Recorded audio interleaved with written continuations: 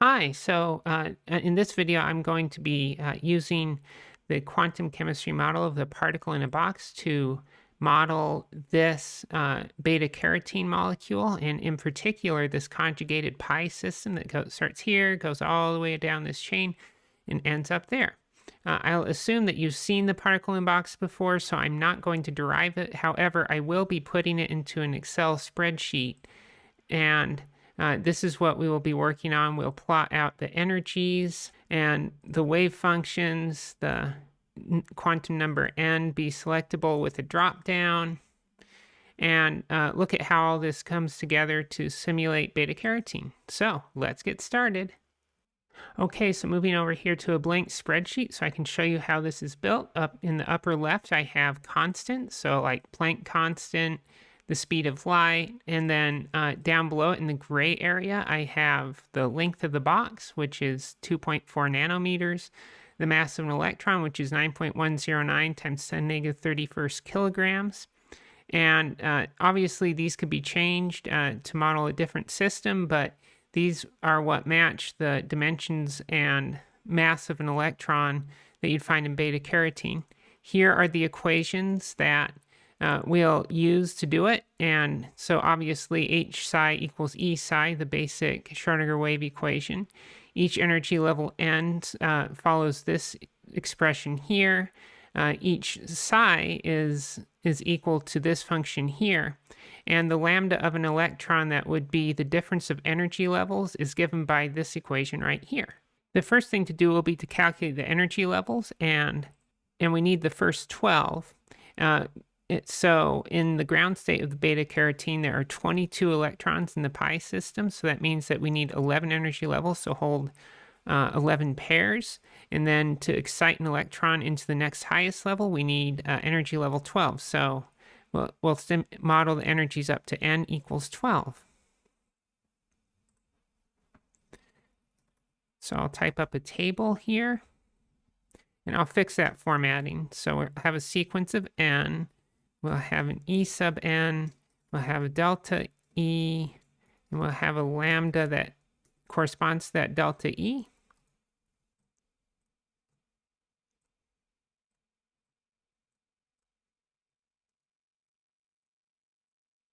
So use the sequence function to make the 12 n levels. And then I will use this expression right here to fill in the E sub n. So that's going to be equal to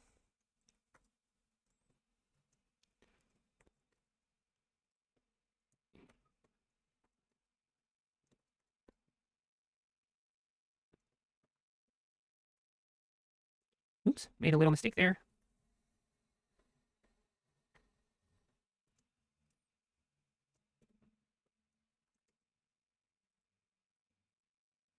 Then filling in the delta E. And then the lambda, finally.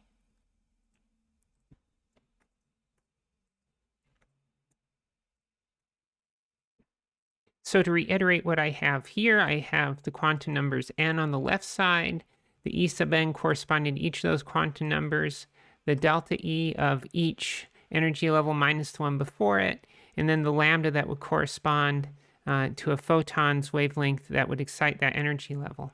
And so an excitation from 11 to 12 would be about 826 nanometers according to this model. As it turns out, beta carotene's first excitation energy is around 450 nanometers, I think. So that means that this particle in a box model is not perfect for beta carotene, but does get within the same order of magnitude. And I think for being such a simple model, that performance is quite good. Okay, let me insert a basic scatter plot of these energy levels before I continue on to the wave function. Just a basic scatter plot with dots and lines through the dots.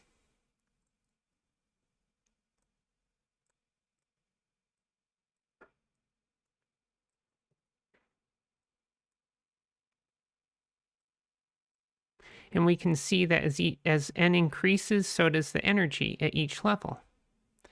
Let me just add a couple of axis titles to this.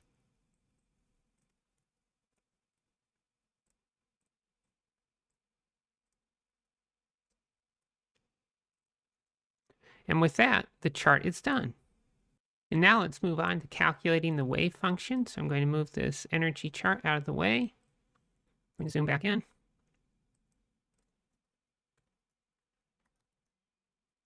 If I could type, that would be fantastic. So we'll have a column for the ith point. We'll have a column for x at that point, and then psi squared for the probability density. And then over here, I'm going to put in a list of a drop down that will be the quantum number n that the psi is calculated with.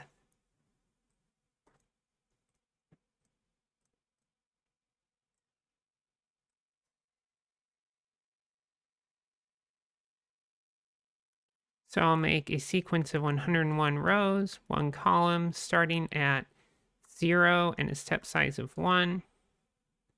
Then each xm is going to be equal to the length divided by 100 times I. Now I need to populate the drop down by making a list, and I'm just going to populate it from this range right there.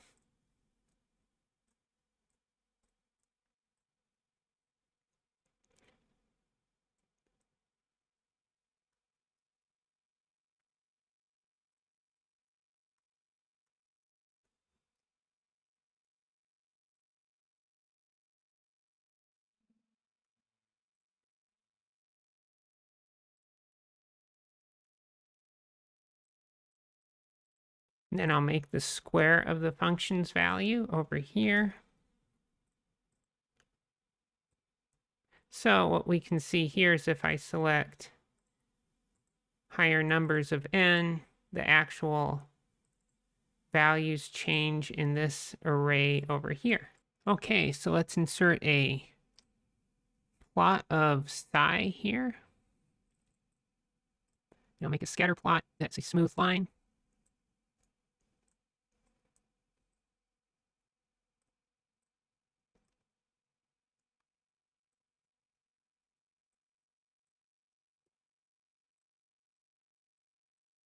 And we can see that if we change n here, so too does the plot of the wave function.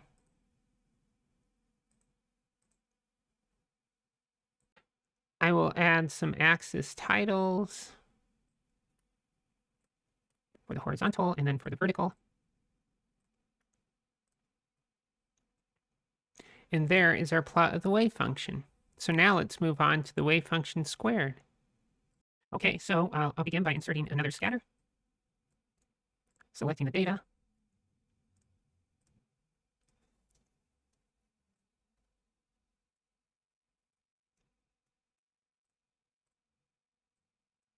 And here's psi squared. Let me add the titles.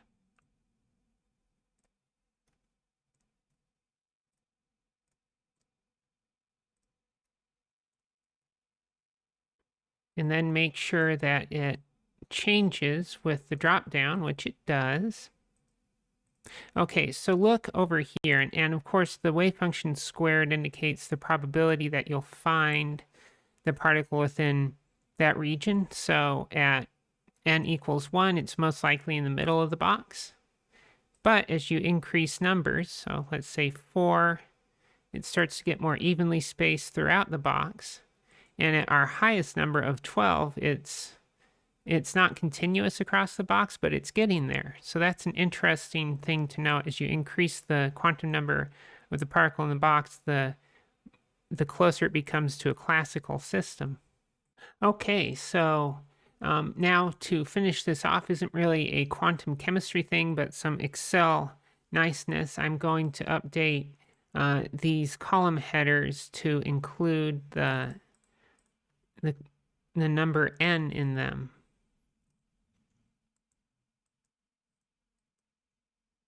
So that can be done with the concat function.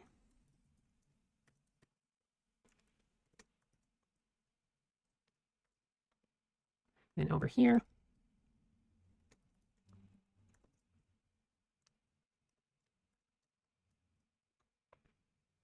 So now if I change this drop down, we can see that psi sub 4 squared shows up, or psi sub 4 shows up.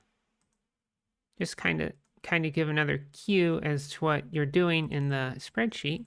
And then since I tied these labels or these titles on the chart to these cells, they change too when the drop down changes. So anyway, what did we do? We plotted out the energy levels of the particle in the box. We plotted the wave function and the wave function squared, calculated beta carotene's first excitation energy as being 826 nanometers, which isn't the correct value, but it's within the same order of magnitude as the correct value. So yeah, the spreadsheet did a lot. So thanks for watching.